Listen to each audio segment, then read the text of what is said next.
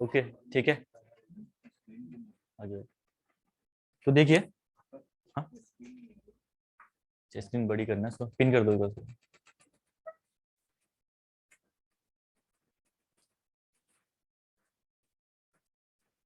तो इसका अरेंजमेंट आपका कैसा हो सकता है, आप खुद ही अरेंजमेंट देखो। एक अरेंजमेंट तो ये हो सकता है, ठीक है, जो प्रॉपर अरेंजमेंट है जिसमें आपकी ट्रस्ट स्टेबल रहेगी, ठीक है, स्टेबल रहेगी, ये अरेंजमेंट आपका हो सकता है 3 रिएक्शंस पे सिंपली सपोर्टेड ट्रस्ट का। लेकिन क्वेश्चन में खुद ही बोल दिया ना उसने, रिजिड बॉडी ट्रांसलेशन। तो रिजिड बॉडी ट्रांसलेशन का मतलब क्या है, ये हॉरिजॉन्टल रिएक्शन आपकी यहाँ पे नहीं होगी। अगर ये हॉरिजॉन्टल रिएक्शन आई, इसका मतलब यहाँ पे ट्रांसलेशन पॉसिबल नहीं है, ठीक है। तो इसका मतलब क्या है, ये सपोर्ट भी आपका क्या है, ओनली रोलर सपोर्ट है यहाँ पे भी, ठीक है। तो इसका मतलब ये भी आपका रोलर सपोर्ट है, क्वेश्चन आपको बता रहा है ये भी रोलर सपोर्ट है। तो दो रिएक्शंस हैं, दोनों पैरेलल्स हैं। जब दोनों पैरेलल हैं तो आपका क्या आएगा इसमें, आपका रिजिड बॉडी ट्रांसलेशन अकर करेगा। और ये किस टाइप की अनस्टेबिलिटी है, ये स्टैटिकल अनस्टेबिलिटी है, जिसमें आपकी इक्विलिब्रियम इक्वेशन से लेस देन आपकी रिएक्शंस प्रेजेंट रहेंगी, ठीक है।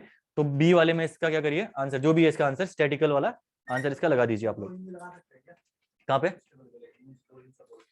स्टेबिलिटी के लिए दो हिंज सपोर्ट आपका मतलब लगा सकते हो, लेकिन डिपेंड करेगा कि स्ट्रक्चर कैसा है, हर स्ट्रक्चर में नहीं लगा सकते हो। फिक्स सपोर्ट है तो फिक्स सपोर्ट में दो लगा सकते हो, अभी बताऊंगा वो भी मैं आपको, लेकिन हर स्ट्रक्चर में आप नहीं लगा सकते वो चीज, ठीक है। दो हिंज लगाने का मतलब क्या है कि आपका स्ट्रक्चर अब डिपेंड करेगा ना, सपोर्ट कंडीशन के बिना मैं ऐसे नहीं बोल सकता हूँ कि आपका स्ट्रक्चर उससे स्टेबल होगा या अनस्टेबल होगा। कहीं कहीं पे एक इंच से भी अनस्टेबल हो जाएगा, कहीं कहीं पे आपका 2 इंच लगाने के बाद भी स्टेबल होगा। वो तो डिपेंड करेगा सपोर्ट की कंडीशंस क्या है आपकी, ठीक है ना। तो ऐसा नहीं बोल सकते उसको हम लोग। हाँ, प्रॉप्ड कैंटिलीवर में आपका नॉर्मली हिंज रहता है, वो हिंज, रोलर नहीं है, वो हिंज है। अच्छा वैसे तो हिंज, प्रॉप्ड कैंटिलीवर में रोलर कंसीडर करा उन्होंने, क्योंकि हिंजी भी लेते हैं उसमें। अब ऐसा तो है नहीं कि पर्टिकुलरली या तो प्रॉपरली या तो हिंजी लेते होंगे फिर, या तो ठीक है। इसको मैं देखूंगा इस क्वेश्चन को, वैसे वैसे क्योंकि जितने क्वेश्चन हमने कर रखे हैं या जितने बुक्स में मैंने भी देखा है, अब पर्टिकुलरली कहीं पे लिखा तो रहता नहीं है कि प्रॉपर्टी कैंटिलीवर में आपको रोलर लेना है या हिंजी लेना है। लेकिन उन्होंने क्वेश्चन में उन्होंने तो हिंजी लेके कर रखा है, हिंजी सपोर्ट लेके कर रखा है बहुत जगह उन्होंने सॉल्व। तो देखेंगे इस क्वेश्चन को, मैं बताऊंगा आपको इसका, ठीक है ना, आंसर जो भी होगा। ये सही है ना।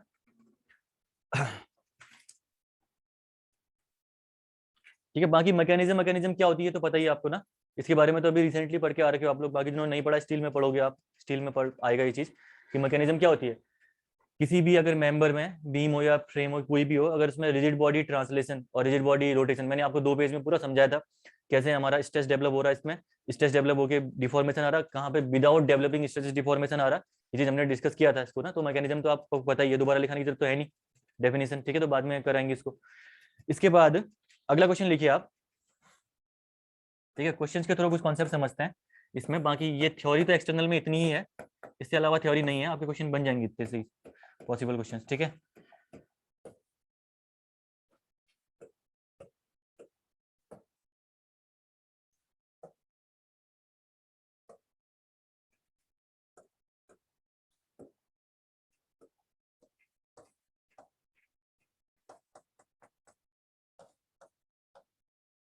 इसको क्लासिफाई करना है आपको, ठीक है। ये आपका स्टेबल रहेगा या अनस्टेबल रहेगा, ये आपके हैं यहाँ पे लगे हुए लिंक,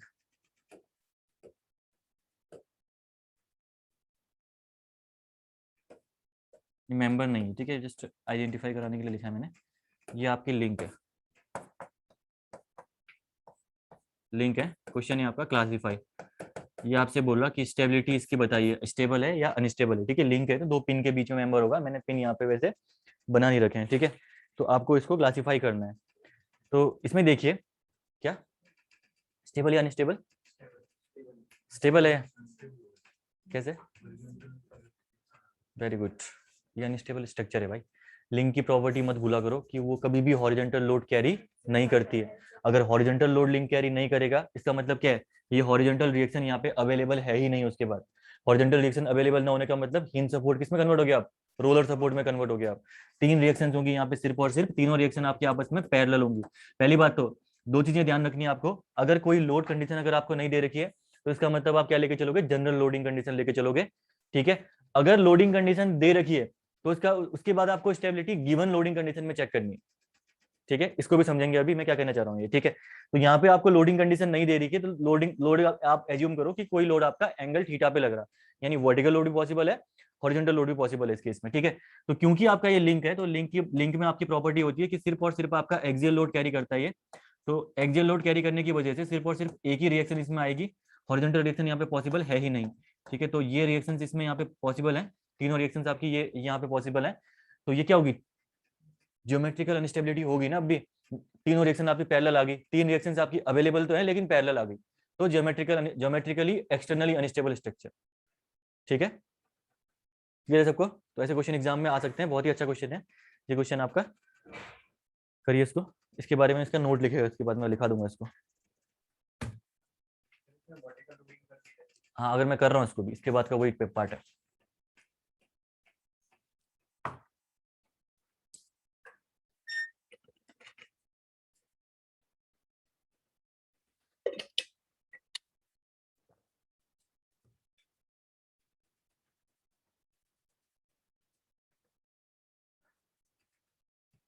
पहुंचा दिया न्यूजीलैंड को फाइनल में तुमने, इंडिया को बाहर करके।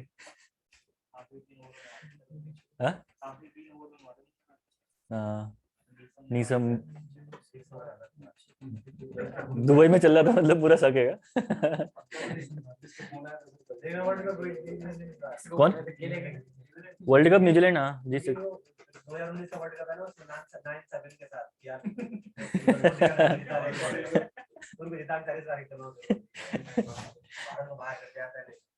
लीग में ही बाहर कर दिया भारत को। लेकिन कल मैच जबरदस्त हुआ वो। क्यों? वो हारने वाले हैं, पहले पता चल गया ना उनको। ऑस्ट्रेलिया से कहाँ जीतेंगे यार वो। हाँ 100 बनाएंगे पहले बैटिंग आ गई ना तो फंस जाएंगे ये लोग। पाकिस्तान एक्चुअली है क्या ना, इनका पता है, इनका होम ग्राउंड है वहाँ पे, 15 साल से खेल रहे हैं पाकिस्तान वाले वहाँ पे, 15-16 साल से। हाँ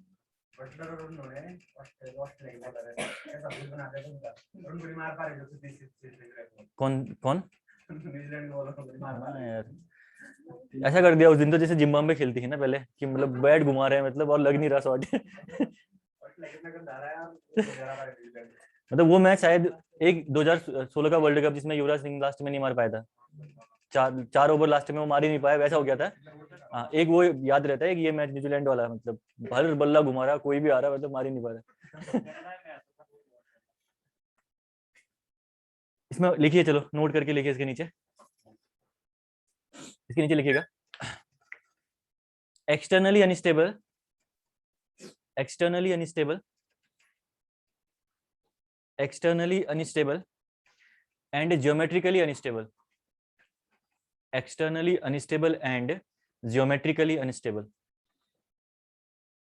ज्योमेट्रिकली अनस्टेबल। ब्रैकेट में लिखना 3 reactions are parallel, 3 reactions are parallel, rigid body translation, 3 reactions are parallel, rigid body translation due to horizontal load, rigid body translation due to horizontal load, ठीक है। ये हो गया आपका एक पॉइंट, इसमें और लिखिएगा, दूसरा पॉइंट भी इंपॉर्टेंट है स्टेबिलिटी चेक करने के लिए। देखिए ऐसे स्ट्रक्चर मैंने बना के दे दिया आपको, आने वाले टाइम पे घुमा फिरा के कैसे भी स्ट्रक्चर पूछे तो आपका बनना चाहिए आंसर, क्योंकि कॉन्सेप्ट सब लिखा रखे आपको, ठीक है। मेन चीज क्या है, कभी भी स्टेबिलिटी का क्वेश्चन अगर आपसे पूछे तो स्टेबिलिटी के क्वेश्चन पूछने में आपको एक चीज ध्यान रखनी है, सबसे पहला देखना है, आपको कुछ नहीं निकालना उसमें कि डिटर्मिनेसी इनडिटर्मिनेसी इनिशियली, पहले देखना है कि क्या रिएक्शन कोई पैरेलल्स आ रही है, कोई रिएक्शन पैरेलल है 3, या कोई कॉन्करेंट है। अगर पैरेलल और कॉन्करेंट अगर हो गई तो इसका मतलब स्ट्रक्चर सीधे अनस्टेबल हो गया, उसके बाद तो आपको कुछ चेक नहीं करना उसमें और, ठीक है। अदरवाइज उसके बाद क्या करोगे आप, डीएस निकालोगे, अगर डीएस नेगेटिव आ गया तब अनस्टेबल स्ट्रक्चर होगा, ठीक है। तो ये चीज आपको करनी है यहाँ पर। इसके बाद क्या करिए आप, अब देखिए पॉइंट लिखिएगा, नेक्स्ट पॉइंट लिखिए, if loading is not given, हाँ दूसरा पॉइंट है लोड नोट में, if loading is not given then assume general loading, if loading is not given then assume general loading which includes horizontal as well as vertical loads, general loading which includes horizontal as well as vertical loads.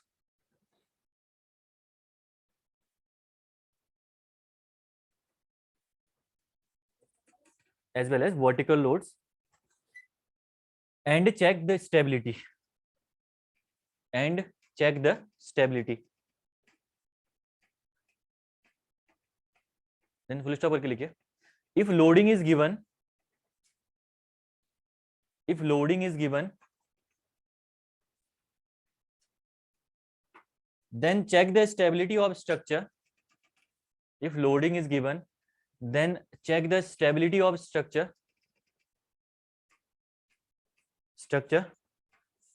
for the given loading only, for the given loading only। तो ये point important रहने वाला है, ठीक है, क्योंकि exam में इससे गलतियां हो सकती हैं। For the given loading only, ठीक है। अब यही क्वेश्चन है, सेम क्वेश्चन है, अगला क्वेश्चन इसी में क्लासिफाई करना, ठीक है। यही क्वेश्चन है, इसी क्वेश्चन में मैंने जस्ट यहाँ पे एक वर्टिकल लोड लगा दिया, ठीक है। जस्ट मैंने क्या कर दिया है कि वर्टिकल लोड यहाँ पे अप्लाई कर दिया। जब मैंने यहाँ पे एक वर्टिकल लोड अप्लाई किया डब्ल्यू अमाउंट से, तो अब जरा इसकी स्टेबिलिटी पूछेगा एग्जाम में, तो क्या बोलोगे इसकी स्टेबिलिटी? स्टेबल, ओनली स्टेबल, क्योंकि यहाँ पे अब हॉरिजॉन्टल लोड आएगा ही नहीं। तो हॉरिजॉन्टल लोड नहीं आएगा तो तीन रिएक्शंस पैरेलल हो, उससे फर्क नहीं पड़ेगा, ठीक है, क्योंकि तीन रिएक्शंस आपका इस वर्टिकल लोड को काउंटर करने के लिए ही, ठीक है ना। तो ये क्वेश्चन आपके बिल्कुल सोच समझ के बनेंगे। तो स्ट्रक्चर आपका बन गया स्टेबल, ठीक है, स्टेबल। और एग्जाम में आपसे पूछे कि अगर एग्जाम में पूछ दे कि ये डिटरमिनेट है, इनडिटरमिनेट है, तो डीएस इसकी निकाल सकते हो आप लोग, ठीक है। डीएस जब आप इसकी निकालोगे तो डीएस आपका कैसे निकलेगा इसके? डीएस देखो ये लिंक है, लिंक यहाँ पे एक ही रिएक्शन एग्जिट करेगी, ऑब्वियसली बात है। तो एज ए बीम भी आप इसको कंसीडर कर सकते हैं। तो DS equal to R minus S से निकल जाएगा सिंपली, ठीक है। तो आर आपकी कितनी है? 3 है यहाँ पे, ठीक है। आर माइनस एस करोगे जब आप इसमें, आर है यहाँ पे 3 माइनस 2 1, ठीक है। तो तीन रिएक्शंस हैं और हॉरिजॉन्टल वाली summation of X equal to 0 आपको काउंट कंसीडर नहीं करना है इस केस में, ठीक है। तो ये हो गया आपका 1। तो स्टेबल एंड इनडिटरमिनेट आपका स्ट्रक्चर बन गया,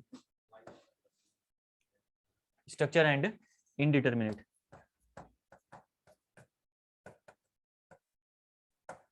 इनडिटरमिनेट आपका यहाँ पे ये स्ट्रक्चर बन गया है, ठीक है ना। और 1 डिग्री से इनडिटरमिनेसी इसमें यहाँ पे। तो ऐसे एग्जाम में पूछ सकते हैं आपसे कि स्टेबल डिटरमिनेट, स्टेबल इनडिटरमिनेट, ये आप कह भी देते, कल क्वेश्चन पूछे गए ऐसे। तो ऐसे ही आपको सॉल्व करना है इनको।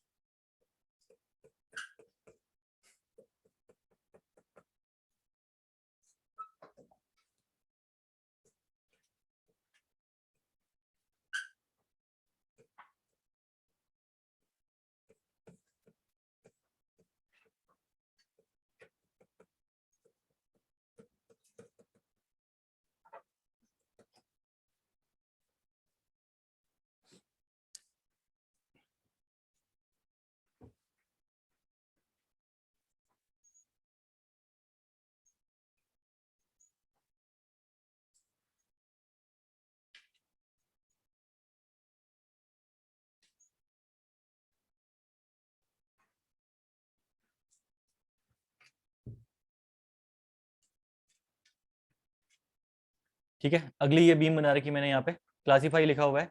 तो ये तो मैक्सिमम बता ही दोगे, स्टेबल है या अनस्टेबल है? स्टेबल है ना।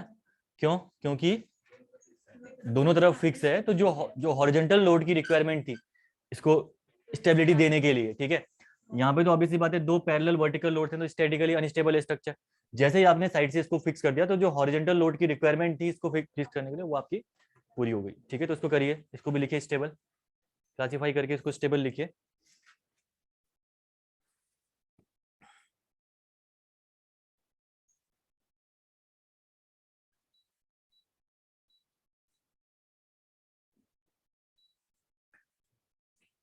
स्टेबल लिखना है इसमें,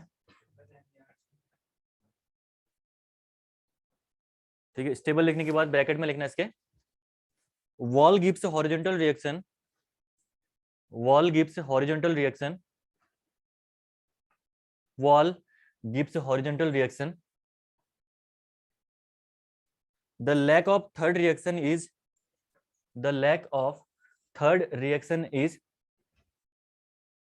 compensated by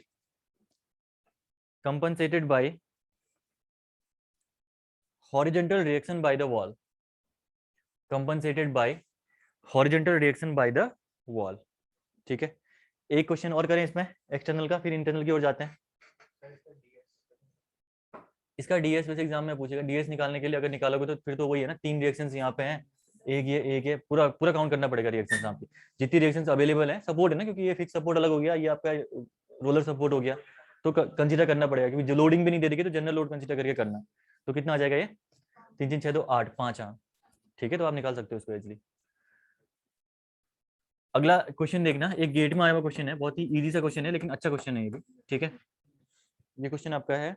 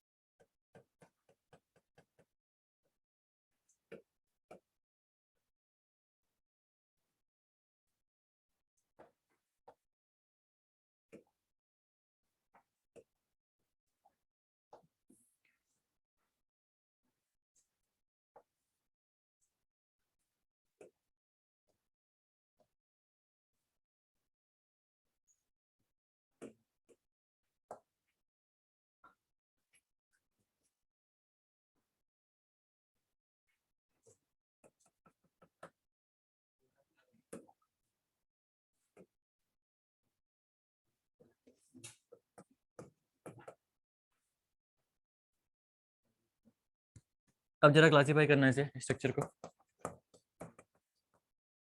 डिटर्मिनेसी इनडिटर्मिनेसी दोनों बताना है, स्टेबल डिटर्मिनेट, स्टेबल इनडिटर्मिनेट।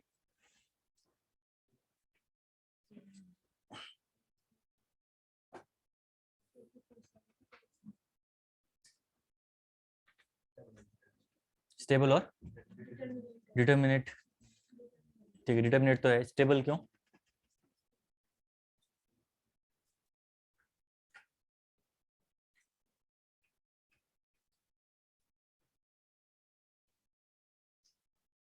हाँ डिटर्मिनेट तो है, ठीक है। स्टेबल, स्टेबल क्यों, कैसे बोला आपने स्टेबल? मतलब स्टेबल कोई रीजन तो होगा ना स्टेबल बोलने का। ठीक है, इसमें ये रिएक्शन है, 2 रिएक्शन है इसमें। एक रिएक्शन आपकी ये आ गई, ठीक है, आउटवर्ड भी हो सकती है और इनवर्ड भी हो सकती है। एक रिएक्शन आपकी ये आ गई, एक रिएक्शन आपकी यहाँ से ये आ गई, ठीक है। हाँ सही कह रहे हो। देखो इसमें करना क्या है, बस वही चीजें, 2 चीजें चेक करनी है कि क्या आपकी जो नॉन पैरेलल और नॉन कॉन्करेंट वाली कंडीशन सेटिस्फाई कर रही है। अगर करेगी सेटिस्फाई तो इसका मतलब ये स्ट्रक्चर क्या है, स्टेबल है।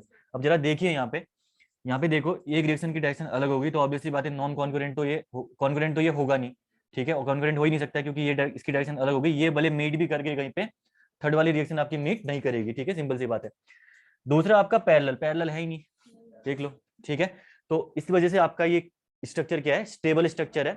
अगर डिटर्मिनेसी इसकी निकालोगे तो केबल है तो एक ही रिएक्शन जाएगी यहाँ पे, तो 3 -3 0, तो स्टेबल एंड डिटर्मिनेट आपका ये स्ट्रक्चर हो जाएगा, ठीक है।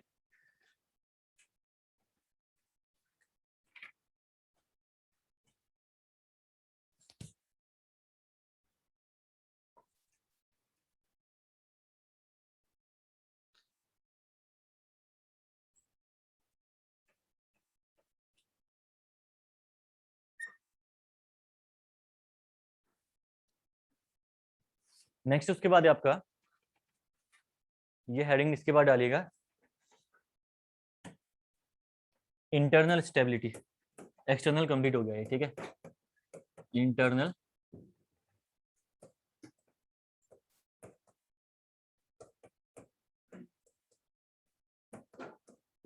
इंटरनल स्टेबिलिटी आपका अगला पॉइंट है, ठीक है। इंटरनल स्टेबिलिटी में पहला पॉइंट लिख लीजिए इसमें, स्टेबिलिटी विद क्या था आपका, ये था, it deals with the stability with in the structure. इसको लिख लीजिए पहले इसमें, it deals with the internal stability में लिखना, it deals with the stability with in the structure, stability with in the structure. ठीक है, बहुत ही सिंपल है, इसमें ज्यादा टाइम वेस्ट ही नहीं करेंगे, फटाफट लेके चलता हूँ मैं इसमें। केस 1 यहाँ पे बीम है। ठीक है, बीम के लिए तो कोई खास नहीं है, ट्रसेस में इंपॉर्टेंट है, ट्रसेस से क्वेश्चन एग्जाम में पूछे गए हैं इसमें काफी, क्योंकि उसमें थोड़ा सा कंसेप्ट आ जाता है। ठीक है, इंपॉर्टेंट। तो यहाँ पे देखिए, मैंने पहले ही बोल दिया, इंटरनल हिंज की वजह से जो स्टेबिलिटी आपकी अगर अनस्टेबिलिटी अगर करेगी, वो आपकी कहलाएगी इंटरनल अनस्टेबिलिटी। ठीक है, ये चीज आपको पता चल गई। जैसे जो हमने एग्जाम्पल बहुत पहले से भी लेते हुए चल रहे हैं, केस 1 में कंसिडर कर रहा हूँ बीम का। बीम में मैं कंसिडर कर रहा हूँ पहली बीम आपकी सिंपली सपोर्टेड बीम। ठीक है, सिंपली सपोर्टेड बीम में कंसिडर कर रहा हूँ यहाँ पे। तो बहुत पहले से हम लोग यहाँ पे, ये इसमें तो हमने पढ़ा भी ऑलरेडी। ठीक है, तो लेट अस कंसीडर ये कोई सिंपली सपोर्टेड बीम है।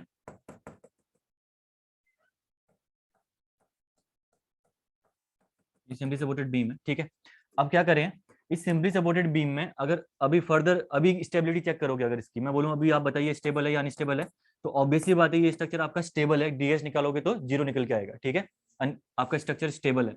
लेकिन जैसे ही मैं क्या करूंगा, यहाँ पे अगर मैं एक इंटरनल हिंज लगा दूंगा, इसको हम लोग बोलते हैं यहाँ पे फ्लोटिंग हिंज बोलते हैं इसको। ठीक है, इससे मेंबर आपके फ्लोट कर जाते हैं, जिससे हम इसको बोलते हैं फ्लोटिंग हिंज। ये होता है आपका फ्लोटिंग हिंज। ठीक है, हर कोई हिंज आपका फ्लोटिंग हिंज नहीं होता है। ठीक है, ध्यान रखना, हिंज आपका हर कोई फ्लोटिंग नहीं होता है। फ्लोटिंग हिंज वही होगा जहां पे जिसकी वजह से स्ट्रक्चर आपका फ्लोट करेगा। ठीक है, तो यहाँ पे ये हिंज आपका फ्लोटिंग हिंज है।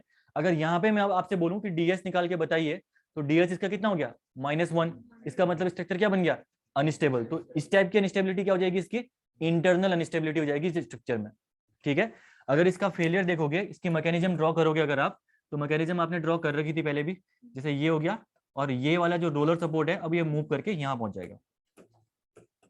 ठीक है, तो रोलर सपोर्ट आपका मूव करके यहाँ पे पहुंच गया। तो इस टाइप की अनस्टेबिलिटी को हम लोग बोलते हैं इंटरनली अनस्टेबल स्ट्रक्चर। ठीक है, ये हो जाएगा आपका इंटरनली अनस्टेबल। ठीक है, जो स्ट्रक्चर आपका यहाँ पे है दैट इज इंटरनली अनस्टेबल है ये स्ट्रक्चर। ठीक है, बनाइए इसको फटाफट, इजी सा है, कोई दिक्कत नहीं इनमें।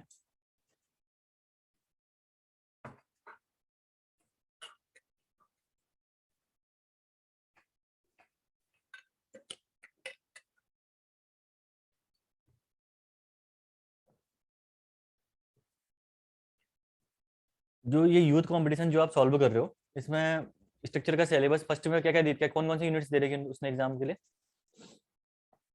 सिलेबस दिया होगा ना इनिशियल में, कौन कौन सी यूनिट्स दे रखी है एई के एग्जाम के लिए। हाँ,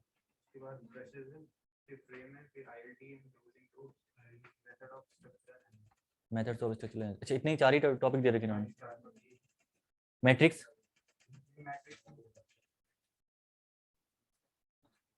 ना, हाँ स्ट्रक्चरल एनालिसिस मेथड्स में होंगे, हाँ फोर्स मेथड और डिस्प्लेसमेंट मेथड ना, तो एक टाइप की डिस्प्लेसमेंट मेथड है वो। ठीक है, ठीक है, लेकिन आपका तो सिलेबस में तो मेंशन है, वैसे तो पढ़ना ही है हमें उसे ओपन में भी। ठीक है, हो गया ना ये? इसके आगे लिख लेना ब्रैकेट में, इंटरनली अनस्टेबल लिख दिया आपने, इसको ब्रैकेट में लिखना, due to floating hinge at C, due to floating hinge at C, point C कर लेना इसको। ठीक है ना, सी तो मैंने यहाँ पे लिखा है, सी कर लेना, A B and B dash, या ए बी बी डैश करना, इसको बी डैश करना, इसको बी करना, ये पोजीशन बाद में चेंज हुई ना। ठीक है, due to floating hinge at C, segment of beam undergoes rigid body rotation, segment of beam undergoes rigid body rotation। ठीक है, अब देखिए एक और चीज करते हैं यहाँ पे, केस 2 बीम में,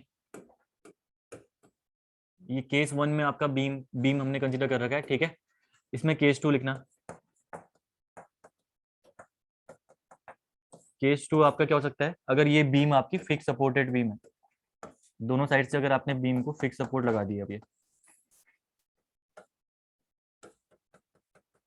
ये आपने बीम को फिक्स सपोर्ट कर दिया दोनों साइड से, फिक्स सपोर्ट यहाँ पे अप्लाई कर दिया। अब देखिए अगर मैं आपकी रिएक्शंस पर पूछूं आपसे तो ऑब्वियसली बात है, एक रिएक्शन ये होती है, एक ये होती है और इसमें मूवमेंट होता है। इन सिमिलर वे एक रिएक्शन दूसरी और एक मूवमेंट यहाँ पे होता है, ठीक है।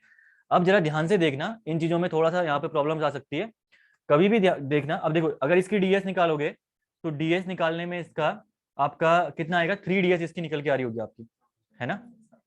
हाँ 3 ds निकल के आ रही होगी इसकी। अगर मैं आपसे बोलूं यहाँ पे, ठीक है, एक हिंज आप लगाइए, एक हिंज अगर आप लगाइए, क्या स्ट्रक्चर अनस्टेबल है? बिल्कुल नहीं है, अभी भी स्ट्रक्चर अनस्टेबल नहीं है, ठीक है। अगर मैं यहाँ पे आपसे बोलूं एक हिंज और लगाइए तो स्ट्रक्चर अनस्टेबल है? नहीं है। थर्ड हिंज में नहीं है, ठीक है, नहीं है, अभी लग रहा होगा नहीं है, लेकिन स्ट्रक्चर आपका अनस्टेबल हो गया है इंटरनली, ठीक है। एक्सटर्नली अगर आप देखोगे तो स्ट्रक्चर आपका स्टेबल लगेगा, लेकिन ये स्ट्रक्चर इंटरनली अनस्टेबल हो गया है, ठीक है। पहली बात देखो, उस कॉन्सेप्ट से नहीं समझते हैं, डीएस वाला अभी भूल जाओ कि डीएस की वजह से कैसे हुआ है, ठीक है। अभी बताता हूं मैं इसको। यहाँ पे देखना, कभी भी देखना, 3 रिएक्शंस हैं, एक तो वर्टिकल है, एक हॉरिजॉन्टल है, एक मूवमेंट है। तो आपको पता है कि ये आपका जो फिक्स सपोर्ट है, ये तो ये आपका डेल्टा एक्स, डेल्टा वाई और थीटा तीनों आपका अलाउ नहीं करता है, ठीक है। तो जब यहाँ पे एक हिंज लगाओगे तो ऑब्वियसली बात है, पॉसिबिलिटी है ही नहीं कि स्ट्रक्चर यहाँ से आपका नीचे आ जाए, ठीक है, क्योंकि स्लोप यहाँ पे आपका 0 होता है, तो स्लोप 0 ही रहेगा इस केस में, ठीक है। सिमिलर वे जब आपने यहाँ से हिंज लगाया, अभी भी पॉसिबल नहीं है कि स्ट्रक्चर आपका यहाँ से क्या कर जाए, रोटेट कर जाए, बिल्कुल ही नहीं करेगा। डेल्टा एक्स डेल्टा वाई तो पॉसिबल है ही नहीं, रोटेट भी नहीं करेगा, क्योंकि आपका रोटेशन यहाँ पे 0 होता है फिक्स सपोर्ट में, ठीक है। अगला देखिए आपने क्या करा, ये सेंटर में अब आपने एक हिंज लगा दिया, तो जैसे ही सेंटर में आपने एक हिंज लगा दिया तो लेफ्ट और राइट यहाँ तो रोटेशन पॉसिबल नहीं है फिक्स सपोर्ट की वजह से, लेकिन जो ये सेंटर वाला पोर्शन है, ये सेंटर वाला पोर्शन अब आपका इंडिविजुअल मेंबर की तरह बिहेव करेगा पूरा, ठीक है। और जैसे ही आप यहाँ पे लोडिंग लगाओगे तो ये आपका मेंबर कुछ ऐसे डिफ्लेक्ट कर जाएगा इस केस में, ठीक है। तो फ्लोटिंग हिंज यहाँ पे कौन सा हो गया, सेंटर वाला हिंज यहाँ पे आपका फ्लोटिंग हिंज है ओनली इस केस में, ठीक है। अब एक्सटर्नली अगर आप देखोगे तो ds इक्वल टू कितना आ रहा होगा, 6 - 6 ना, तो 0 आ रहा होगा, तो एक्सटर्नली ये स्ट्रक्चर स्टेबल आ रहा है, ठीक है। लेकिन आपका इंटरनली अगर इसको हम देखें स्ट्रक्चर को, तो स्ट्रक्चर आपका अनस्टेबल स्ट्रक्चर है, ठीक है। तो अगर स्ट्रक्चर इंटरनली अनस्टेबल हो गया तो इसका मतलब ओवरऑल भी स्ट्रक्चर क्या हो जाएगा, अनस्टेबल स्ट्रक्चर, ठीक है। तो स्टेबिलिटी चेक करते टाइम पे ओनली एक्सटर्नल एक्सटर्नल देख के काम मत करना, आप इंटरनल भी चेक कर लेना कि स्ट्रक्चर आपका इंटरनली स्टेबल है या अनस्टेबल है, ठीक है ना। ये चीज समझ में आई आपको, किसी को दिक्कत यहाँ पे?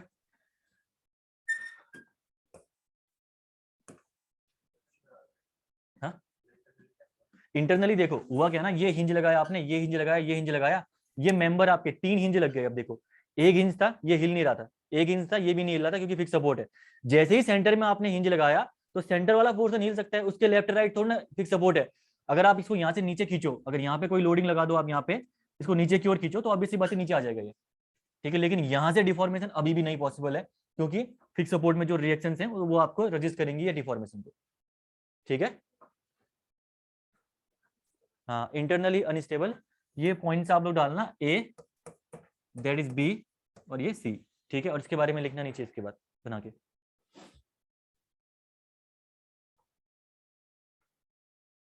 आपको लंच के लिए टाइम तो मिल जाता होगा, देते हैं ब्रेक के लिए?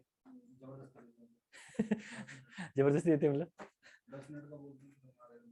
चलो मैं 7:45 छोड़ दूंगा फिर आपको, ठीक है ना, 15 मिनट पहले। लिखिएगा इसमें,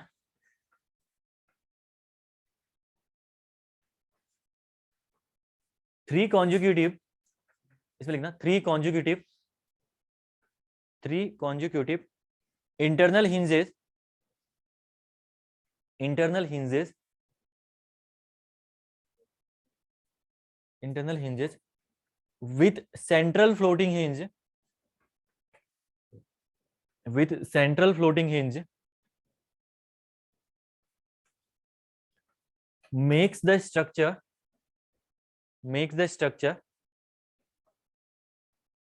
unstable internally, अनस्टेबल इंटरनली। तो प्रॉपर्टीज आपको सारी रिएक्शंस की प्रॉपर्टी, ये चीजें बिल्कुल क्लियर होनी चाहिए, नहीं तो ये क्वेश्चंस आपको दिक्कत करेंगे, प्रॉब्लम्स आपको आ सकती है इन क्वेश्चंस में, ठीक है ना। तो हर क्वेश्चन में आपका डिफरेंट कॉन्सेप्ट लग सकता है, बस आपके कॉन्सेप्ट क्लियर होनी चाहिए, अगर कॉन्सेप्ट क्लियर है तो आप निकाल ले जाओगे क्वेश्चन, ठीक है। बाकी अब देखिए अगर यही केस अगर आपका फ्रेम में है, ठीक है, केस थर्ड, तो ध्यान रखना अगर ये फ्रेम है आपका यहाँ पे कोई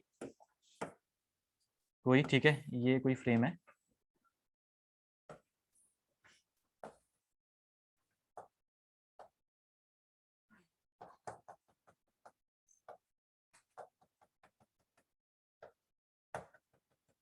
ठीक है, इसमें हमने हिंज लगा दिया, अगर यहाँ पे ये हिंज, ये हिंज, ये हिंज, ठीक है, ये 3 अगर हिंज लगा दिए, अब ध्यान रखना ये सेंटर वाला अब फ्लोटिंग हिंज नहीं है इस केस में। ठीक है, अगर आप प्रॉपरली स्ट्रक्चर को देखो तो यहाँ पे इंडिविजुअल बिहेवियर कैसे भी नहीं आ सकता है, क्योंकि मोर देन वन मेंबर एक ही जॉइंट में कनेक्टेड है।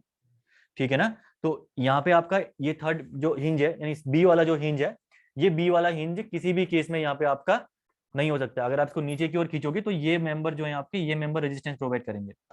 ठीक है ना, तो इस वजह से आपका फ्रेम के केस में अगर देखोगे तो फ्रेम के केस में सेंट्रल हिंज आपका मतलब वो फ्लोटिंग हिंज नहीं होगा।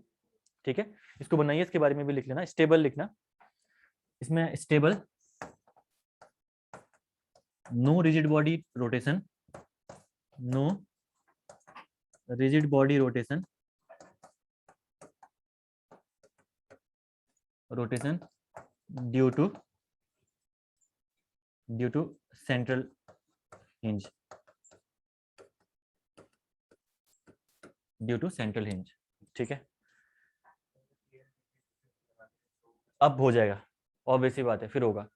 अगर ए और बी के बीच में लगा दोगे हिंज तो फिर डेफिनेटली होगा। फिर वो रेजिस्टेंस के लिए कोई है नहीं ना वहां पे, उसके बाद फिर वो सेम चीज कंडीशन बन गई। ठीक है,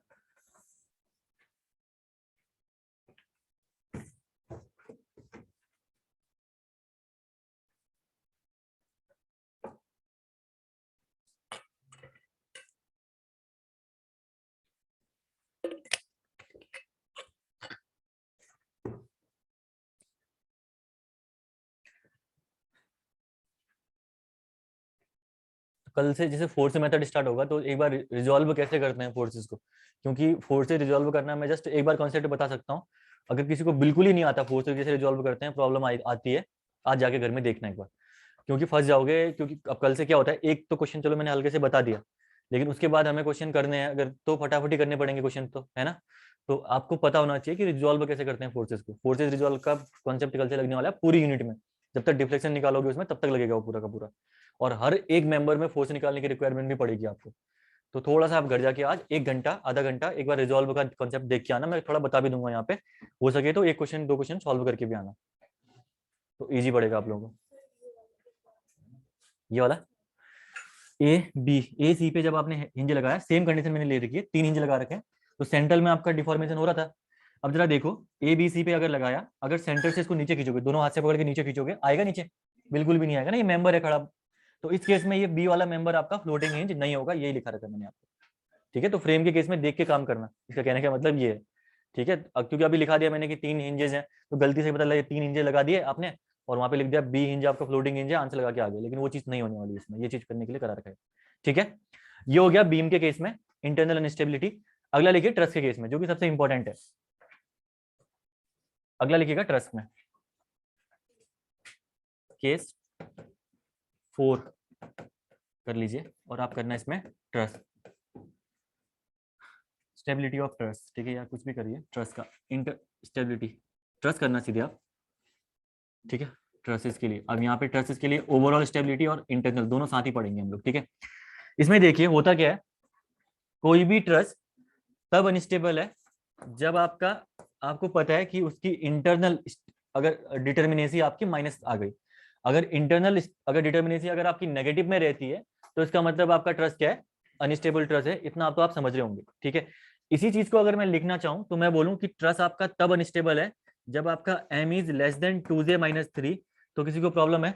बिल्कुल नहीं प्रॉब्लम होनी चाहिए, क्योंकि m is less than 2j-3 है, तो इसका मतलब आप चेक कर लेना कि आपकी जो डिटर्मिनेसी आएगी वो नेगेटिव में आएगी। ठीक है, ये कहना क्या चाह रहा है, m is less than 2j-3, क्या कहना चाह रहा है जनरली? जो आपके फोर्सेज हैं, जो फोर्सेज अवेलेबल हैं उसमें, वो फोर्सेज आपके या मेंबर बोल सकते हो, जो मेंबर्स हैं या जो मेंबर हैं वो फोर्सेज आपके कम है as compare to the equilibrium equation. ठीक है, तो अगर मेंबर कम होंगे तो मैंने बोला था कि बॉडी आपकी फेल कर जाएगी, तो मेंबर आपके एटलीस्ट इक्विलिब्रियम इक्वेशन के इक्वल तो होने ही चाहिए। ठीक है, तो m is less than 2j-3 अगर कभी भी आता है तो इसका मतलब स्ट्रक्चर आपका अनस्टेबल होता है internally.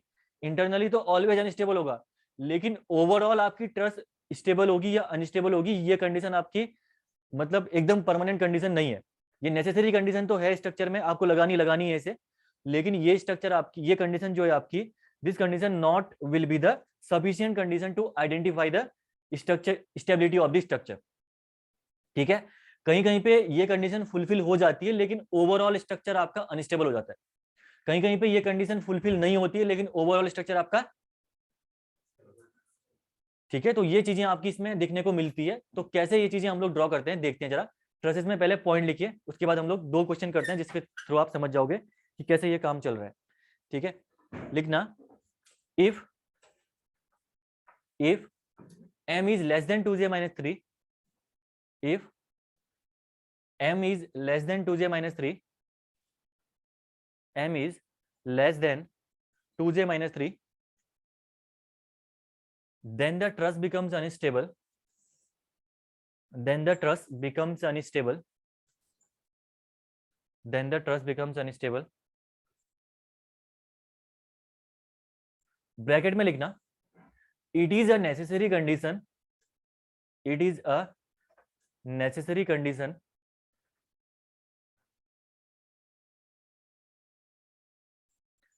but not sufficient condition, but not sufficient condition to make the structure unstable, but not sufficient condition to make the structure unstable, to make the structure unstable। ठीक है, ये बहुत ही इंपॉर्टेंट पॉइंट है trusses के case में। तो जरा देखिए एक क्वेश्चन में आपको यहाँ पे इसका एग्जांपल देता हूँ।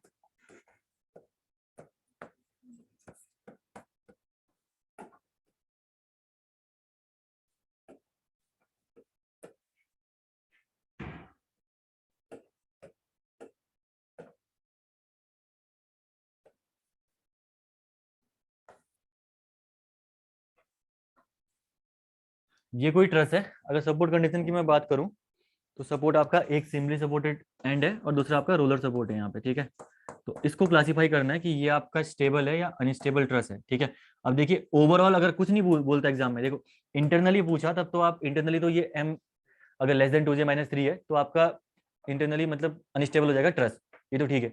लेकिन जस्ट आपसे पूछता है कि ट्रस की स्टेबिलिटी बताइए तो अब आपको ओवरऑल स्टेबिलिटी की बात कर रहा होगा। ठीक है, ये चीज आपको ध्यान रखनी है। तो इस केस में देखिए यहाँ पे ये कंडीशन आपकी है, इसकी स्टेबिलिटी आपको बतानी है। ठीक है, जरा इसमें मेंबर्स बताना, टोटल मेंबर्स कितने हैं देखना जरा।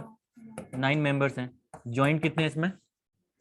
जॉइंट 6 हैं, 6 जॉइंट है, सेंटर वाला मत काउंट करना। ठीक है, 6 जॉइंट हो गई। ठीक है, तो 9 इज लेस देन 12 माइनस 3 ना, ये 12 माइनस 3 9। तो यहाँ पे क्या हो जाएगा आपका, अगर m is less than 2j minus 3 वाला कॉन्सेप्ट लगाओगे तो मेंबर 9 इक्वल टू 9। इसका मतलब क्या है, इंटरनली तो ये स्ट्रेस आपकी क्या है, स्टेबल है, और आप स्टेबल लगा के भी आ जाओगे। लेकिन अगर आप प्रॉपरली स्ट्रेस को देखोगे तो ये ट्रस आपकी अनस्टेबल ट्रस है। ठीक है, इसका रीजन समझ रहे हो? इसका मैंने थोड़ा चीजें मैंने आपको बता रखी स्टील में। ठीक है, और इससे पहले भी आपको कभी कभी डिस्कस कर रखा होगा, जब याद है मुझे थोड़ा सा। ठीक है, तो बता सकते हो कैसे अनस्टेबल ये ट्रस आपकी? ये ट्रस दिखने में ही अनस्टेबल ट्रस है। ठीक है, कैसे? नहीं, ये आपकी रिएक्शन है, ये रिएक्शन है, और ये यहाँ पे ये रिएक्शन है। ठीक है, कभी भी ध्यान रखना अगर आप शियर फोर्स कहीं भी निकालते हो, ये 2 पैनल्स हैं इसमें, एक पैनल दूसरा पैनल। अगर मैं यहाँ पे शियर फोर्स चेक करूं इस एक्स एक्स पे, तो शियर फोर्स कॉल्ड एज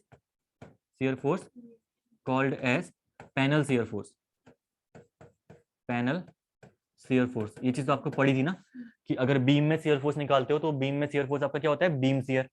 अगर आप ट्रस में शियर फोर्स निकालोगे तो ट्रस में शियर फोर्स होता है पैनल शियर फोर्स कहलाता है। ठीक है, अब जरा देखो जहां मैंने ये सेक्शन कट कर रखा है, कोई मेंबर है इस शियर फोर्स को कैरी करने के लिए? बिल्कुल भी नहीं है। ठीक है, ये चीज पढ़ी थी ना आपने काउंटर बेसिंग में। काउंटर बेसिंग में एक पॉइंट पढ़ाया था मैंने बताया था आपको कि शियर फोर्स सिर्फ और सिर्फ आपके वर्टिकल मेंबर्स ही कैरी करेंगे, हॉरिजॉन्टल मेंबर कभी भी शियर फोर्स को कैरी नहीं करेंगे। तो जरा जहां पे देखना, जहां मैंने एक्स एक्स कट कर रखा है, एक भी वर्टिकल मेंबर है? बिल्कुल नहीं है। तो शियर फोर्स में ये वाला पैनल आपका फेल हो जाएगा। अगर ये पैनल फेल हो गया तो लेफ्ट वाला पैनल आपका कितना ही स्टेबल हो, ओवरऑल आपकी ट्रस क्या होगी, फेल हो जाएगी। ठीक है, तो ये पॉइंट्स आपको देखने हैं। ये आपके ट्रस है, अनस्टेबल ट्रस है। ठीक है, यहाँ पे अनस्टेबल ये आपकी ट्रस है, दैट इज अनस्टेबल। और इसका कंक्लूजन राइट डाउन करिए इसके नीचे बनाने के बाद।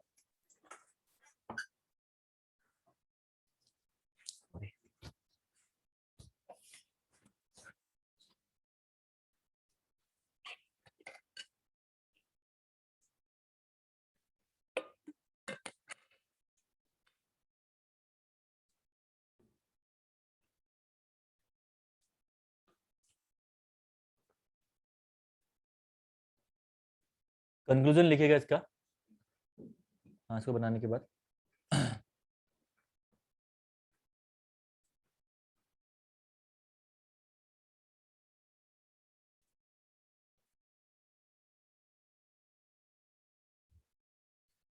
ठीक है। तो अगर यहाँ पे एक भी ब्रेसिंग होती तो इसका मतलब वो स्टेबल हो जाता है स्ट्रक्चर, ठीक है। तो ब्रेसिंग आपकी शियर फोर्स को, यहाँ पे तो काउंटर भी है, दूसरी भी ब्रेसिंग भी है, ठीक है, दोनों ब्रेसिंग है, तो यहाँ तो दिक्कत नहीं है। वहां पे भी अगर सिंगल भी होती तब भी आपका स्ट्रक्चर स्टेबल रहता है इस केस में। तो जरा लिखिएगा इसमें एक बार, ये बनाने के बाद कंक्लूजन राइट डाउन करिए। दो m इक्वल टू 2j-3, दो THOUGH, m equal to 2j-3 is satisfied, THOUGH, दो m equal to 2j-3 is satisfied, comma करना, because of improper arrangement of members, because of improper arrangement of members, improper arrangement of members, shear in second panel, members shear in second panel, shear in second panel is not resisted by any member, shear in second panel is not resisted by any member,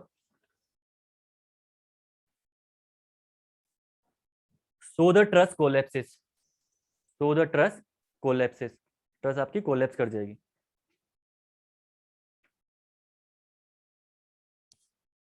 that's why it is classified as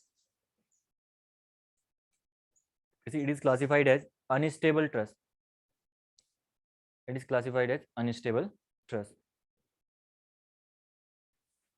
ठीक है। Clear सबको ये चीज? तो अभी time आपका next class का हो रहा है, तो अभी अगला क्वेश्चन नहीं कर सकते क्योंकि थोड़ा सा बड़ा क्वेश्चन है, वो बड़ा नहीं मतलब टाइम लगेगा उसमें भी। तो इससे पार्ट थोड़ा सा पार्ट बचा हुआ है, अब 10 मिनट का, 10 से 20 मिनट का पार्ट बचा हुआ है, इसके बाद ट्रस स्टार्ट करेंगे कल ही, ठीक है। तो आज हो जाता है, मैं तो आज ट्रस भी कुछ पोर्शन हम कर लेते, लेकिन चलो ठीक है, कल से करेंगे इसको स्टार्ट हम आगे, ठीक है ना।